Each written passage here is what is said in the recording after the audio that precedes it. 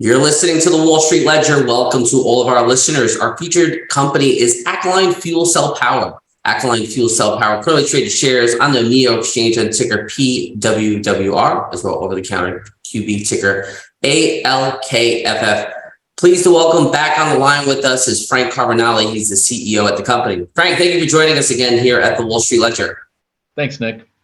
So since we last spoke, it's been a couple of months here. If you could just give us an update what the company has done, recent developments, and a little bit about the product portfolio and what progress you guys have made. Sure.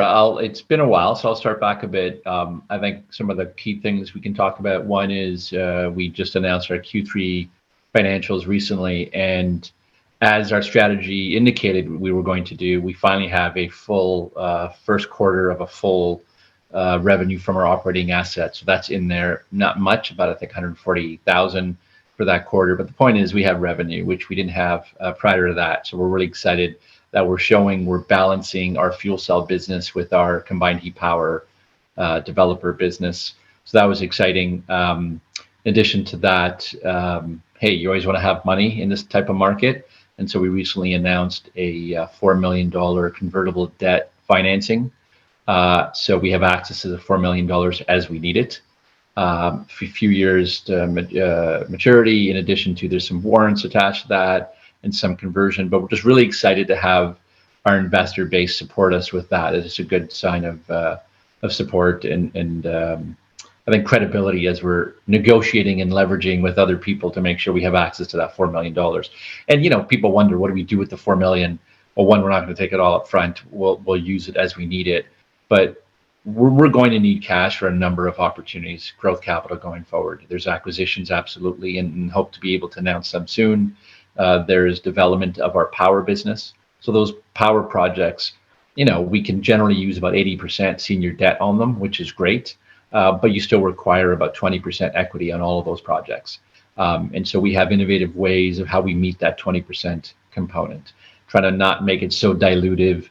We can use tax flow-through shares, which is a tax incentive program up here in Canada. That's one way we can renounce credits and reduce the amount of dilution for our current investors and other types of notes we can use. And then, of course, we have our fuel cell business, which is just kind of exciting because we keep announcing pilots for our prototypes that will be ready shortly. And it's great. So we've had two announcements of late. One is we're already going to test our prototype in North America, probably up here in Canada, where we're using a hydrogen separator technology, right? So you can deliver hydrogen, 20% blend in your pipeline, your natural gas pipeline to your homes. And this hydrogen separator allows you to extract only the hydrogen at that point at your house. You get metered for that, and the rest of the natural gas flows on by to the other customers. So we're piloting that, and we're looking for a site on that project. And just now, we've just announced another pilot with a green ammonia company. It's actually quite fascinating. It's green ammonia to power. So the idea there is, think of a campus, a university, a hospital, where you have a lot of backup power requirements, and you have, a lot of nines reliability you need, so the power can't go out. And in those applications, they probably have massive, diesel storage tanks or something. So in those applications, we're talking about, imagine an ammonia, green ammonia storage application. And then in real time, as you need it for our fuel cells to run the generator, it converts in a cracking technology to hydrogen, and then we use it in our machines. And why that's fascinating is, ammonia can store, it's about, 1/5 the size to store the same amount of hydrogen if you try to store it in hydrogen. So it's really exciting what you can store in a cubic meter of ammonia storage. So we're going to pilot that, and we're already in discussions with some sites to pilot their cracking technology and our fuel cell technology. So honestly, Nick, there's been a lot of things we're doing, a lot of things on the go. And more to come, but that's sort of what we've been up to the last few months. Yeah, and since our last conversation, the stock has been up about 120%. Do you feel now maybe the investment community is starting to gain eyes, gain that traction, and understand the value potential here at Alkaline? That's a great point. I would say, we went through one of the key things we did that closed in October was we repriced all of our warrants. And we thought it was a smart move. We have a number of warrants, over 49 million warrants that were out listed at about 75 cents Canadian, so the market up here.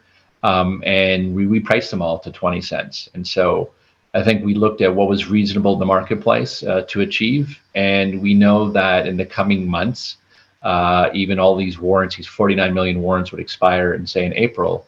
We believe that, getting the story out now, really starting now to get the story out and get our narrative out and talk about our pilots and our prototype that's coming up. And I'll talk about that and possibly some acquisitions and the projects we're working on. There's some good news that we have and that we're working on. And if we can convey to all the different eyeballs what it is we're doing and we can move that stock, we have a potential to really have exercised about $11 million worth of cash of those exercise options and warrants. That would be huge for this business to bring in that cash. It's already on the cap table. So that's something that we're obviously working towards to support in the coming months. And so from that perspective, I think the timing's good for investors, people looking at the stock to really understand, there's this opportunity to take advantage of these lower price options and warrants, and to know that we're all on the same page. We're all working together to move in that direction where everyone's going to benefit from that. This isn't we're done marketing. We are now starting investor awareness programs because we need to, and that's really how we get more eyeballs looking at us and looking at the stock. So that's a big component of what it is we've been doing and what we're about to do. But I would say what we've done to date is a drop in the bucket from an investor awareness program. And doing things like this with you, Nick, is really a good way to share with Canadian and really North American markets where we're going. And we're pretty confident they'll like the story. So if you had a crystal ball, let's just say, like, what in the next 2 to 3 months, it seems, we're looking for the warrants, we can talk about that, but is the company look to maybe any other mergers and acquisitions in the next 2 to 3 months? Like, what can you tell us, or maybe our listeners, in the next 2 to 3 months that we can keep an eye out and keep the company on our radar and keep an eye out? Yeah. I mean, it's a great point. And I think we're being consistent with, we've given some outlook second half of this year, and we'll do another outlook for going into next year. Definitely, the launch. We definitely have our launch on January 11th is the launch of our prototypes, our 4 kilowatt prototype. So that's really exciting. We'll be there for that in Belgium. A number of people invited to that event.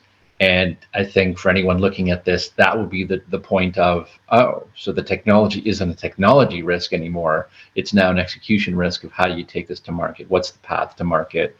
Manufacturing and all the different components. So that changes the trajectory we're on of how people look at us. So that would be really exciting. And that's a big objective, and we're hitting that. And now we are announcing January 11th is our prototype to show off. And I love the name. Can't wait to share the name.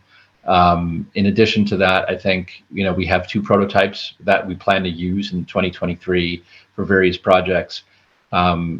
There's a number of units we will have by 2023, and those prototypes will all have announcements, locations where they'll be, where we'll deploy them and for what purpose. So you'll see more announcements getting closer on where we're going to be deploying them and with who. And some of the people are really exciting who we're dealing with, and it's great to see them get the story and get the advantages of why you want to get this in front of retail and residential customers in the coming years. I think, and then beyond that, I mean, there's 2 other critical pieces that are more urgent and more immediate in the business. And one is we do have a pipeline of projects we're developing on the power side. And as we move those ones ahead to different milestones and more announcements and closing financings and those types of things, those will continue to happen for us to achieve the $50 million deployed in the coming years. And then I'd say in addition to that, it's acquisition. So, nothing concrete to tell you today, but absolutely the objective is to acquire earnings and to look at acquisitions of other projects, other companies. They're in a beautiful sweet spot to either support us strategically or just be consistent with the business model we have to date and really allow us to deploy capital and have earnings from it far quicker in those projects.